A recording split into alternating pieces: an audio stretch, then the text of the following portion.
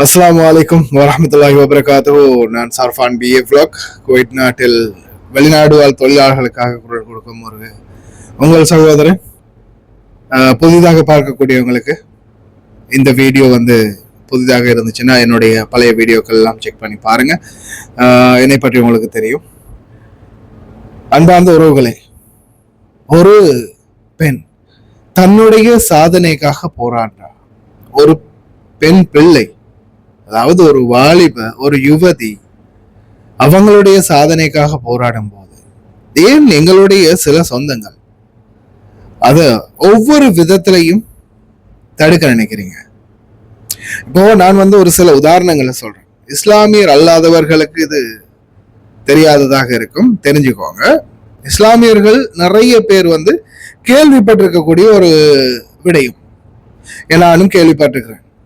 எப்படின்னா, இது ஒரு பல மார்க்க அடிப்படையில மார்க்க அறிஞர்கள் சில இடங்கள்ல சுட்டி காட்டிய விடயங்கள், நிறைய பயான்கள்ல ஹதீஸ்கள்ல நான் இதை கேள்விப்பட்டிருக்கிறேன். சரியா?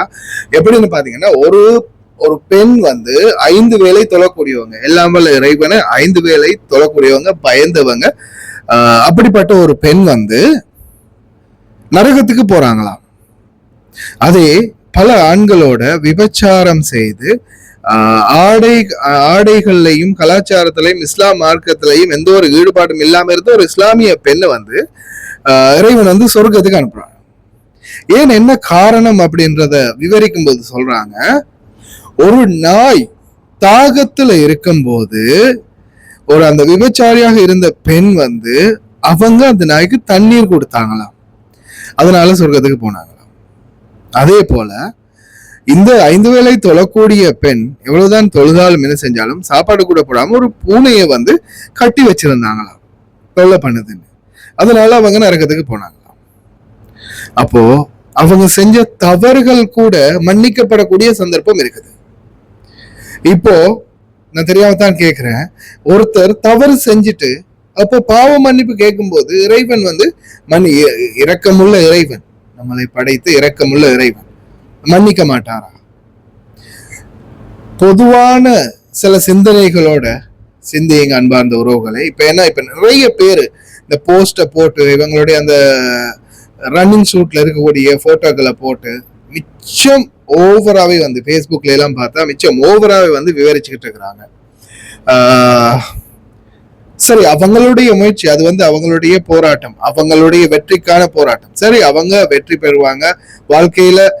நான் இன்னொரு நடிகை ஒருத்தங்களை பத்தி பேரை குறிப்பிடல. நடிகை ஒருத்தங்க ஆரம்ப காலத்துல அவங்க ஒரு ரொம்பவும் மோசமான ஒரு ஆடை கலாச்சாரத்திலையும் நடிப்புலையும் தேர்ச்சி பெற்றவங்களா இருந்தவங்க இன்னைக்கு ஹஜ்ஜு, உம்ரா, ஹிஜாப கழட்ட மாட்டேங்கிறாங்க. நான் ஆரம்ப காலத்துல செஞ்ச தவறுகளை எல்லாம் மன்னிச்சுக்கட்டும், நான் இப்ப இஸ்லாம் மதத்துக்கு ஏற்ற மாதிரி நான் வாழ பழகி கொள்றேன் அப்படின்னு ஒரு நடிகை இப்ப ரீசெண்டா தலையில ஹிஜாப் எல்லாம் போட்டு பேட்டி கொடுக்குறாங்க, மக்களுக்கெல்லாம் போயிருக்காங்க. இதுக்கு முன்னாடி அவங்களுடைய ஐட்டம்ஸ் அவங்க பார்த்து வாய் உரிமை எத்தனையோ பேரு இருக்கத்தான் செய்யறாங்க. அப்போ இப்படி ஒவ்வொருத்தரும் ஒவ்வொரு மாதிரி சமுதாயத்துல முன்னாடி அவங்களுடைய இருந்த நிலைப்பாடை மாற்றி அவங்க இஸ்லாம் மார்க்கத்தை பற்றி அறிந்து தெரிந்து அதுக்கு பிறகு அவங்களுடைய தன்னிலையை மாற்றிக்கொள்றாங்க. அதே மாதிரி ஒவ்வொருத்தரும் அவங்களுடைய சந்தர்ப்பம், சூழ்நிலையை, அவங்களுடைய போராட்டத்தை நம்ம மார்க்கத்தோட ஈடுபடுத்த முடியாது. இஸ்லாம் மார்க்கம் சொன்னது கடைபிடிக்க வேண்டியது உண்மைதான். ஆனாலும் இப்போதைய சூழல்ல அவங்களுடைய சிச்சுவேஷன், அவங்க படிச்ச கல்லூரி, கலாச்சாரம், அவங்க வாழ்ந்த இடம், அவங்களுடைய நிலைமை இதை முற்றுமுழுதாக மாற்றி அமைத்திருக்குது.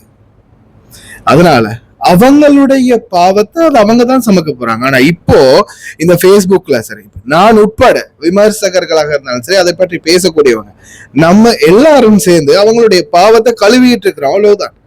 புரியுதா?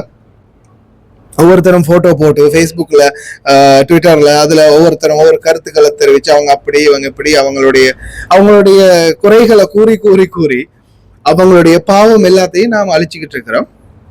அவங்களுடைய பாவங்கள் எல்லாம் அழியப்பட்டுக்கிட்டு இருக்குது, நாம பாவத்தை தேடிக்கிட்டு இருக்கிறோம், அவ்வளவுதான். ஒருத்தங்க வெற்றி பெறத்துக்காக முயற்சி பண்றாங்கன்னா முடிஞ்ச வரைக்கும் உதவி பண்ணுங்க, இல்ல உபத்திரம் பண்ணாம இருங்க. அதாவது ஒரு பெண் சாதிக்க கூடாதா? மார்க்கம் அதுக்கு தடையாக இருக்கலாம். மார்க்கம் கண்ணியமான மார்க்கம் இஸ்லாம் மார்க்கம். அதே மாதிரி பெண்களுடைய மானத்தை பொறுத்த வரையில பெண்களுக்கான பாதுகாப்பே மானம் தான். அந்த மானத்தை மறைக்கிறதுக்கு தான் ஆடைகள். அதை இஸ்லாம் மார்க்கம் தெளிவாவே சொல்லி இருக்குது. ஆனா அவங்களுடைய நிலைமை, அவங்க பழகின சூழல் சரி. அதுதானே நான் மெயினா மறுபடியும் சொல்றேன். அவங்க செய்யறது அவங்களுக்கு, நாட்டுக்கு பெருமை தேடி கொடுத்துருக்காங்க. நான் இன்னும் வாழ்த்துக்கள் தெரிவிக்கிறேன் அந்த சகோதரிக்கு. ஒலிம்பிக் வரைக்கும் போறதுக்கான வாய்ப்புகள் கிடைக்கணும் அப்படின்னு. அவங்க செய்யற தவறுகளுக்கும், அவங்க செய்யற பிரச்சனை, அவங்க செய்யற எதா பாவங்களுக்கும் அவங்களே இறைவனுகிட்ட மன்னிப்பு கேட்டு அவங்க இறைவனுகிட்ட பாவ மன்னிப்பு தேடிக்கொள்ளட்டும். ஆனா இந்த ஒவ்வொரு சோசியல் மீடியாவிலையும் நான் உட்பட, நீங்க உட்பட, இந்த கமெண்ட் எழுதுறவங்க உட்பட, இந்த வீடியோ பாக்குறவங்க உட்பட, மனசுக்குள்ளால நினைக்கிறவங்க உட்பட, நாம செய்யற பாவத்துக்கு நம்ம தான் அனுபவிக்க போறோம். அதனால இன்னொருத்தங்களுடைய பாவங்களையும் சேர்த்து சுமக்காம முடிந்த வரைக்கும் போறவங்களுக்கு வழிவிடுங்க. அவங்களுடைய வாழ்க்கையை அவங்க தேர்ந்தெடுக்கட்டும். அவங்களுடைய பாவங்களை அவங்க சுமக்கட்டும். முதல்ல உங்க பாவங்களை மன்னிப்பு கேட்டு நீங்க கழுக பாருங்க. அடுத்தவங்களை கழுவுறது இருக்கட்டும். சிஸ்டருக்கு இன்னும் வெற்றி பெற என்னுடைய வாழ்த்துக்கள். சாஃபியா சிஸ்டர்.